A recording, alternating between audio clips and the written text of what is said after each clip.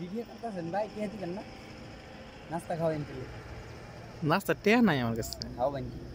হ্যাঁ খাওয়াবেন তাহলে ভিডিও করুন না ভিডিও করা নিষেধ যদি না খাওয়ান তাহলে ভিডিও করবেন কি সরকার বলছে যত বেশি পারো তত বেশি ভিডিও করো সমস্যা নাই पानी में चीनी जैसा गोले সকাল সকাল আর কিছু আছে না থাক আর আছে আর যেটা আছে সিলে দিবি যা সেই দিবি কি ওটা বাঙ্গা করে দিটা